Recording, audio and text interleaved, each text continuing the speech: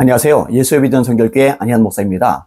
교회들마다 어느 정도 멤버들이 형성이 되고 또 역사와 전통이 생겨나면은 임직자들을 세웁니다. 장로님들을 세우고 권사님, 안수집사님들을 세웁니다. 그런데 가끔 좀 불미스러운 일들이 발생을 해요. 임직자들을 세우면서 돈을 받는 겁니다. 예전에 처음 이 소식을 접했을 때는 굉장히 충격을 받았습니다. 어떤 큰 교회인데 장로 세울 때는 5천만 원. 권사, 안수집사 세울 때는 2천만 원. 이게 뭔 소리야? 또 그보다 작은 교회들인데 2천만 원 장로님은, 그 다음에 권사님들, 안수집사님들은 500만 원. 이건 뭔 소리야? 네, 쇼크를 받았던 기억이 있습니다. 네, 그런 거 하면 안 됩니다. 직분 매매죠. 교회에서 장로님을 세울 때, 또 권사님, 안수집사님을 세울 때 어떤 사람을 세웁니까? 그동안 헌신한 사람. 교회를 해서 봉사하고, 예배하고, 전도하고, 신방하고, 헌금하고, 애를 많이 써서 지금의 교회가 있게 하는데 자신의 삶을 쏟아부은 사람, 이런 사람들을 세우는 거잖아요. 그런 분들을 세우는데 무슨 또 돈을 받아요. 이 돈이 조건이 되면 안 되는 거거든요. 가끔은 조금 이렇게 돌려서 이렇게 진행을 하더라고요. 예를 들어서 해외에다가 교회를 하나 세운다. 그런데 이번에 장로님 되고 권사님 되고 안수집사님 되는 분들, 이분들의 돈을 거둬들여서 그 돈으로 해외 교회를 세운다. 이렇게 돈을 거둬들여서 교회 부채를 갚는다. 이렇게 돈을 거둬들여서 교회 프로젝트를 진행한다. 이렇게 돈을 거둬들여서 교육관 또는 선교센터를 짓는다. 그러지 말고 그냥 아예 해외 교회 세우는 목적으로, 선교관 짓는 목적으로, 교육관 세우는 목적으로, 프로젝트 진행하는 목적으로 헌금을 요청하는 게 맞아요.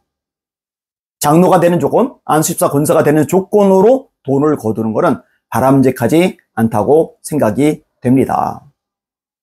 아까도 말했듯이 직분 매매밖에 안 되는 거예요.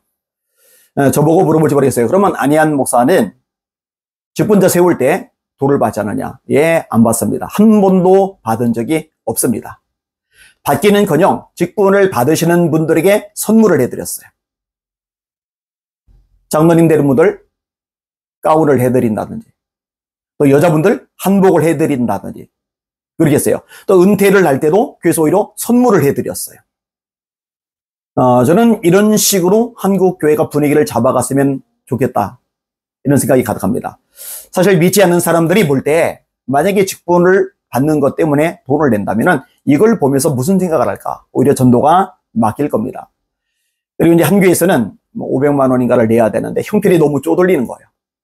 자녀들이 엄마 그냥 받지 마, 권사 안 되면 되잖아, 이렇게 얘기를 하는데, 또 당사자는 다른 또래 친구들이 권사 직분을 받는데 본인만 못 받으면은 이게 또 이제 비교의 요소가 되는 거예요. 상처가 되는 거예요. 우울해지는 거예요.